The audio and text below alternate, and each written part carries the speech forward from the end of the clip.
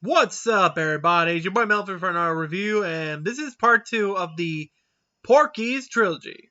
So today's review is Porky's 2 The Next Day, which was released in 1983 by 20th Century Fox, directed by Bob Clark, same as the first one, but in the third, he won't be directing it since the poorly received at the theater in the box office. So yeah. But yeah, the second film takes place like literally the next day, like after the first film, like yesterday they won against Porky. Today, the next day, what's next? So yeah, before we start the review, have you subscribed? Did you hit the bell? If so, what are you waiting for before you be drafted to drama class? So yeah, hit the bell, hit the subscribe button, and like this video, and let's begin. So yeah, the film takes place like the day after of the first film, and we get to see Pee-wee in his bed again. Oh boy. After he lost his virginity, he still want more.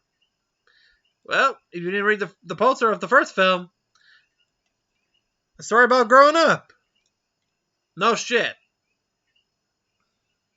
Oh boy.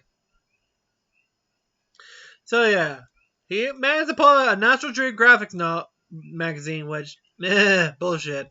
There's actually a Playboy in there, so yeah. But this is a good place to hide. Sure, no one can find your dirty magazines in a National Geographic. Then mother shows up, telling them to get ready for school. Fun fact, she's actually the drama teacher, and she'll be in the movie as well. So she finds the National Geographic magazine. She found it be interesting. She looks up, falls off. She found the porno. The scene cuts off.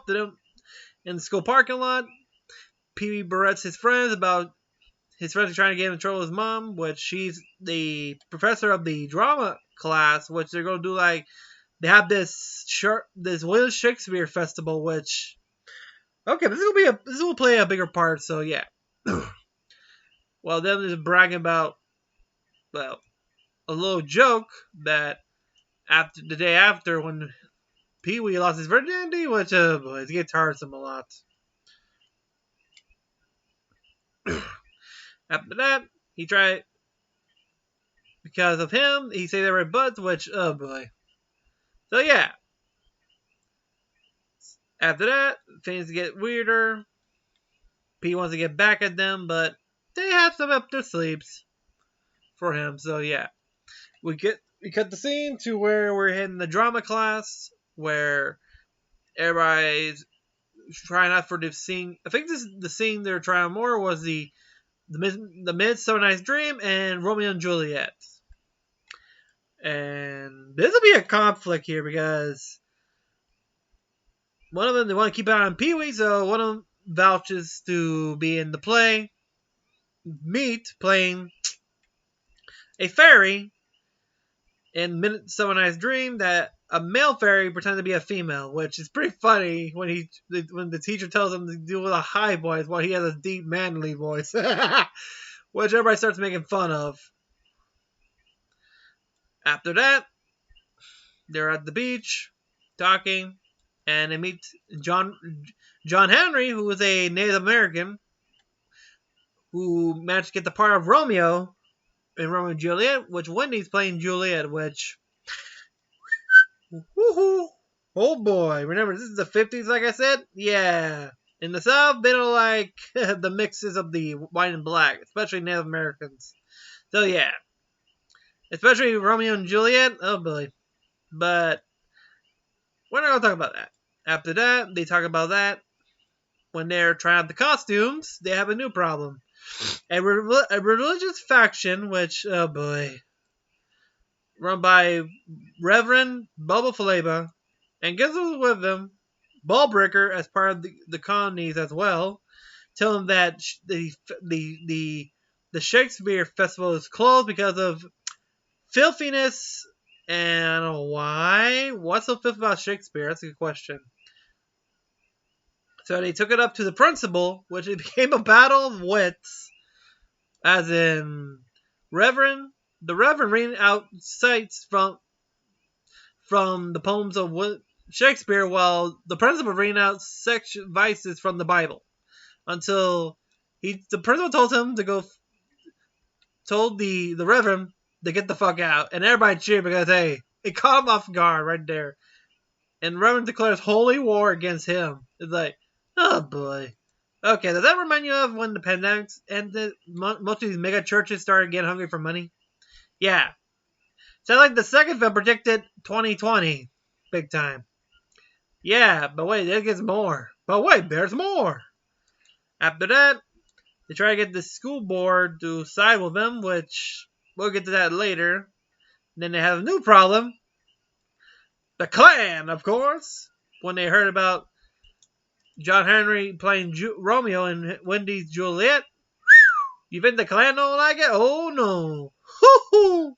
They even made a makeshift dummy of him hanging with a noose. Tell them the mixing of Indian and white blood is forbidden, which even the drama teacher, Pee Wee's mom, who's the drama teacher, hates it. I like her already because, hey, she's the type of teacher that give a shit what these racist idiots think. That, I agree. It's Shakespeare. Mind your own fucking business. But yeah.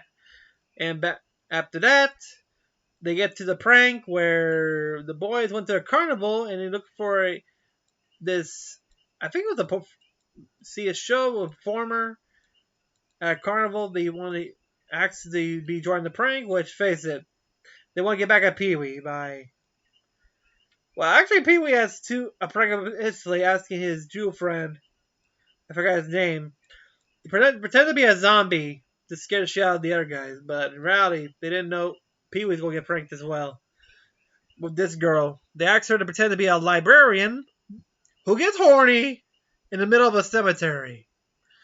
Wow. And when she gets to there, they told her to fake a heart attack and die there. Yeah, they managed to get to the graveyard. She gets too excited. Pee just ran after her. Pee just went strip naked in the middle of the graveyard. She just took her top off, and she's in her underwear. Until she fakes her heart attack, and Pee freaked out, but she actually died. Until when me picked up her body, she told her, watch with the finger. Oh yeah, that's pretty... Oh. And then when he went to get his clothes, up the zombie, and they realized another prank. And then a couple of rednecks show up and start shooting, leaving Pee Wee behind, butt naked. And as for the other guy, the zombie, ran into a cop car. He keeps saying oogie boogie all the time, which that was just weird and stupid. Okay, back to the auditorium where they're doing with Shakespeare. They brought members of the mayor, part of the politicians there. One of them is a friend of Wendy's father.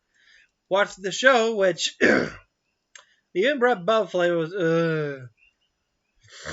to see a preview of Shakespeare. One is of Romeo and Juliet. The other is Midsummer Night's Dream, where Ball Flavor and Ballbreaker, according to the other two, knows that of John Henry's Romeo and Wendy's Juliet, which, oh boy, which Buffett did not like.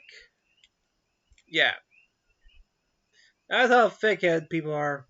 After the show's over, he wants the show no money, ban, whatever, since they're not the school board, is on their own. After that, oh boy. Until they know something strange is going on.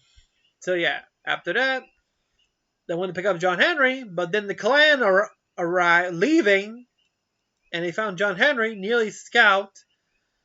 But John Henry decided not to let this stupidity scare him. And he went to the show. Meanwhile, outside, a whole bunch of people, mostly these religious idiots, barking off. I think the drama team's trying to push back Buffalo, and she's just pushing her literally. She's just trying to push it. He just pushing her back. After that, they have to stop the show. Then the cops show up just for protection. Then the principal walked up the stage that announcing to everybody that the rev forgot the name of these religious yahoos that they deemed Shakespeare to be unfit for everybody, and everybody booed at them. Literally, that's how I like people. They don't give a shit about these religious idiots. They just like a good show about Shakespeare. That's what I like. And after that, when they were watching the like a news interview, the Klan shows up and the Ballbreaker denounces him because face it, I think there's a difference between Ballbreaker. She can survive a religion, but with the Klan, she doesn't like them until she found out that when she heard about when the Reverend sided with the Klan, she left the group, which everybody cheered. Which face it, you want Ballbreaker to be related with the KKK? Nope. And after that, they found out that the the politicians that were supposed to help them are actually corrupted, and one of them wants to take Wendy on a date, which she's underage, so pedo territory right there. And she's 17 at the time, right there. So yeah, they decided to get their revenge on all three of them separately. So they decided to find a way to ruin the I forgot Commissioner, I forgot his name, that was going to date with Wendy at a fancy restaurant in Miami, while the others deal with the client, the Klan and the religious idiot Bella Flavor in a rally outside the school. So yeah, they start making a concussion for Wendy, making a fake vomit. Which okay, you're on the fancy restaurant. What's the last thing you're going to see? Vomit. Okay, first they drove Wendy to the fancy restaurant. Where she dressed obnoxiously to make him embarrassed, look stupid, which is pretty funny. Then they deal with the Klan, which one of the boys dressed as a member of the Klan, trying to tell him there's a shortcut. And when he went inside the gym, they meet the boys, sit in a barber chair with the native, and when they thought, oh, what are you going to do? What do you want army? One of them just snapped the finger, lights turned on, and a whole group of Native Americans right there staring at them. And the Klan just shit their pants when they see a bunch of Indians looking at them. They knew they're fucked. One of them tried to hide their face, but one of the boys went over there, took off his hood, leaned him to the chair, and they told him, well, one was a Jew until, we know you have a Jewish friend? Yeah. They show him this type of, I can't remember what it's called. I think it's the type that cuts the foreskin if you're Jewish. Yeah. And they got scared shitless when the Klan tries to leave. All the natives got up, and oh boy, you know the natives ain't playing. What they did? They shaved their heads and their grinds and chopped their foreskins until the scissors is unused, has to be thrown away. Meanwhile, at the restaurant in Miami, Wendy's making her way to make a fool out of this politician by making a joke out of him. And yeah. Oh yeah, that was something I forgot. Before all this, they went to City Hall where they caught the other politician watching a porno that was given to them by Bell Flavor as a bribe so they won't interfere in the Shakespeare literary. And they just recorded their conversation right there. And we're back to the rally where Bell Flavor is about praising Jesus and that until the boys managed to hack the sound system and connected the whole recording, which, oh boy. Actually, it was before, when they managed to walk the Klan butt naked.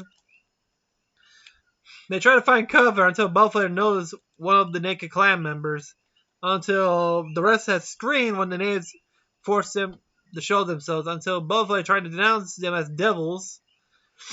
When Bellflair said the word, they managed to change the sound with the recording, which... Oh boy, everything would backfire on him. Not just him, including the politics, showing their true sides as being corruptors, ruining their reputation on all three. Yeah. Does that stuff really like in 2020 when you have racism being destroyed, corruption? Oh yeah, I think they predicted 2020 right there. And after that, it jumps close to like a newspaper journal recording the events. Like one, all politicians were resigned. One was denounced his next campaign.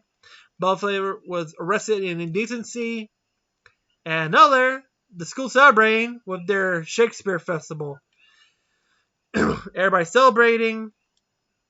And as for the other guy, he resigned after when they made a total fool of himself, and he resigned. And that was Porky's too. The next day, and to tell you the truth, I think this film predicted 2020 perfectly. Literally, corruption, the explosion of white supremacy and their stupidity, the mega churches falling, collapsing. Yeah, that's not like 2020 prediction right there. So yeah, if you guys seen that movie, tell me what was your favorite part by the comments down below. And also give a like to this video to help the algorithm so much. And tomorrow, I'm going to talk about the third and final film of Porky's, which will be the final part 3. But until then, if you're new, hit the subscribe button, hit the bell so you don't miss any of our great content, and also give a like to this video. They'll help the algorithm so much. And I'll see you next time. See ya.